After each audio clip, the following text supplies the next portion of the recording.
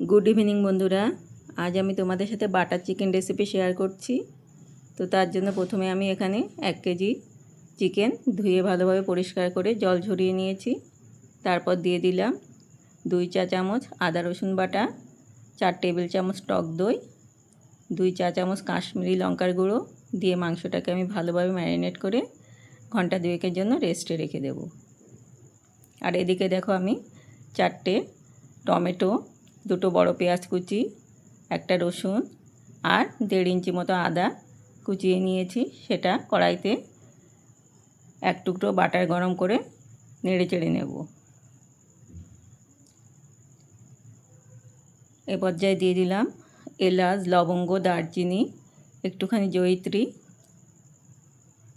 কাসুরি মেথি, গোলমরিচ আর 1 মুঠো ভাঙা কাজু দিয়ে দিলাম।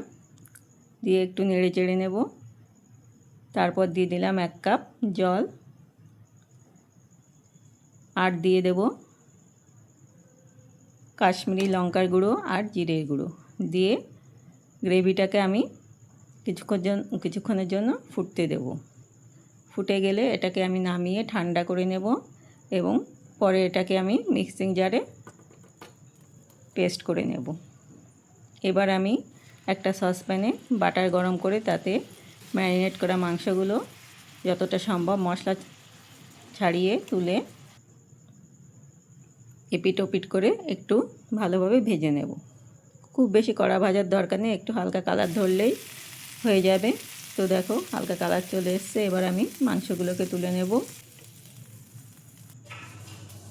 এবার মাংসগুলোকে আমি একটা কড়াইতে রেখে তার মধ্যে কাঠকয়লা দিয়ে একটু ঘি আর কয়েকটা লবঙ্গ দিয়ে কিছুক্ষণের জন্য ঢেকে দেব।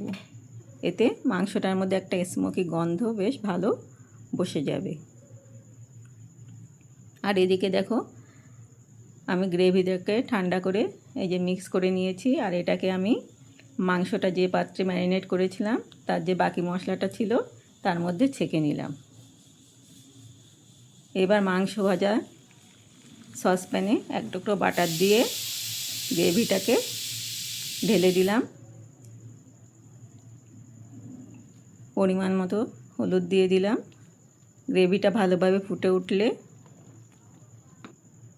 আমি এটাকে এবার এই চিকেনের মধ্যে ঢেলে দেব।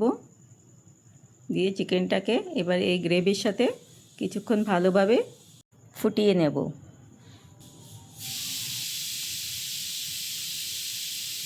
এ পর্যায়ে আমি একটু স্বাদটা টেস্ট করে চেক করে আবার পরিমাণ মতো লবণ আর একটু চিনি দিয়ে দিলাম। ভালোভাবে ফুটে গেলে এবার নামানোর আগে আমি দিয়ে দেব কাসুরি মেথি আর সবশেষে দিয়ে দেব একটু ফ্রেশ ক্রিম। এই ফ্রেশ ক্রিমটা কিন্তু বাটার চিকেনের জন্য খুবই দরকারি একটা উপকরণ। তো দেখো বন্ধুরা, বাটার চিকেন কিন্তু একদমই পরিবেশনের জন্য রেডি হয়ে গেছে। এটা কিন্তু রুটি পরোটা যে কোনো কিছুর সাথে খুবই ভালো লাগবে।